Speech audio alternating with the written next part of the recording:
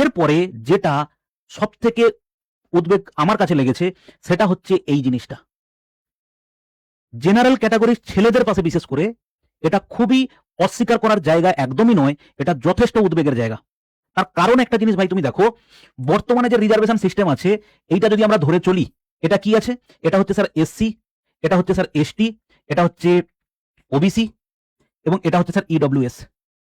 ঠিক, যদি আমাদের এইটা করে কত হলো, এইটা করে হচ্ছে 45, আর আনরিজার্ভড ওখানে কতজন আছে বলো? 55 জন আছে।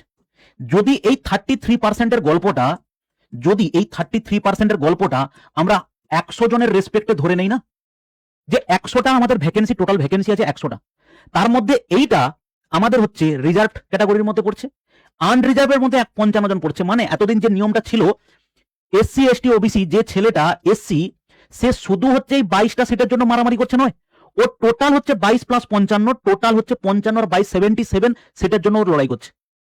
যে ছেলেটা 22টা সিটের জন্য নয় এখানে লড়াই করছে, কিন্তু যে আনরিজার্ভ ছেলে মেয়ে সে কিন্তু এক্স্যাক্টলি লড়াই করছে 55টা সিটের জন্যও নয়, তার কাছে 55টাও ভ্যাকেন্সি নেই।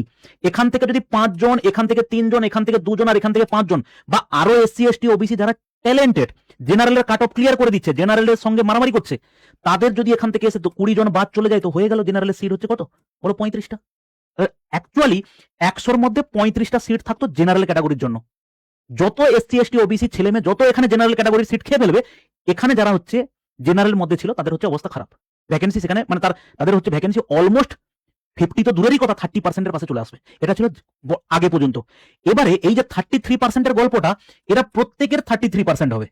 এখানকার 33%টা ওমেন্সের জন্য, এখানকার 33%টা ওমেন্সের জন্য থাকবে, 7-এর 33%টা ওমেন্সের জন্য, ইডব্লিউএস এর 33% হবে না। এবারে ভাই 55-র যদি 33% করো না, এটা দাঁড়াবে হচ্ছে 18 পয়েন্ট সামথিং দাঁড়াবে। তার মানে এই 18 জন অলমোস্ট প্রথম থেকেই ব্লক হয়ে গেল। এই 55 জনের থেকে 18 জন মেয়ে ব্লক করে দিল। 18 জন মেয়ে যদি এখানে ব্লক হয়ে যায়, 37 পড়ে থাকে আনরিজার্ভ, কিন্তু তাও সেটা ছেলেদের জন্য নয়, আনরিজার্ভ পড়ে থাকবে এখানে কাদের জন্য? সবার জন্য। আবার এখানে অনেকে এসে চিৎকার করবে, ঘাড়ে উঠে যাওয়ার চেষ্টা করবে, দম থাকলে আগে থেকেই বলছি আনরিজার্ভ হয়ে সার্টিফিকেট না শো করে এই 33টা সিটের জন্য লড়ে নেবে আগে।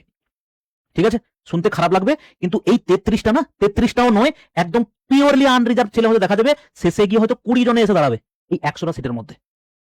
ঠিক আছে, এই কথাগুলো বলছি যে এত সিট খেয়ে নিচ্ছে এরা এত সিট খেয়ে নিচ্ছে, এটা বলতে গেলে তোমার খারাপ লাগবে। তাহলে কি স্যার এটা পাওয়ার যোগ্যতা নেই, যে রিজার্ভেশন সিস্টেম থাকা উচিত নয়? অবশ্যই থাকা উচিত। এরকম প্রচুর জায়গা আছে, সেখানে যদি তুমি গিয়ে দেখো অবশ্যই রিজার্ভেশন থাকা উচিত। কিন্তু এরকমও দেখা গেছে, এরকম প্রচুর আছে এসসি এসটি ক্যাটাগরি, মা বাবা দুজন সেন্ট্রাল গভর্নমেন্টের এমপ্লয়ি, তারা এখনো এসসি ক্যাটাগরি হয়ে রিজার্ভেশনের ফ্যাসিলিটি খাচ্ছে, তাদের বংশ পরম্পরায় রিজার্ভেশন ক্যাটাগরি হচ্ছে সেই ফ্যাসিলিটি খেয়ে যাবে। এটা কখনোই এক্সপেক্টেড নয়। ঠিক আছে, যাই হোক, এইটা হচ্ছে অ্যাকচুয়াল সিনারিও। যে সমস্ত জেনারেল ক্যাটাগরির ছেলেরা আছো, তুমি হচ্ছে এইটার জন্য মারামারি করবে, সেই মাইন্ডসেট নিয়ে তুমি পড়তে আসো। তুমি এইটুকু ধরতে পারো 100-র জন্য তুমি 20 হয়েছে, এখানে একটা শূন্য বাড়িয়ে দিলে তোমার এখানে 200 হবে, এখানে যদি আর একটা শূন্য বাড়িয়ে দেওয়া হয় তাহলে তোমার এখানে 2000 হবে। জাস্ট পার্থক্যটা হচ্ছে এইটা। অতএব সেই বেসিসে তুমি তোমার মাইন্ডসেট তৈরি করো, সেই বেসিসে প্রিপারেশন নেওয়া শুরু করো যে আমাকে স্যার কোন ঠাসা হয়েই আমাকে লড়াইটা লড়তে হবে। এই মানসিকতা তৈরি করে তুমি প্রিপারেশন নিলে ভালো কথা, না হলে তুমি যে রাস্তা পারো দেখে নাও ভাই। কারণ বর্তমানে এই কন্ডিশনটা খুব খারাপের দিকে গেছে, একদমই এক্সপেক্টেড নয়, এবং এটা কখনোই গলাবাজি করে বলতে পারি না যার ট্যালেন্ট থাকবে সে চাকরি নিয়ে নেবে, শুধু ওইরকম করে হয় না ভাই।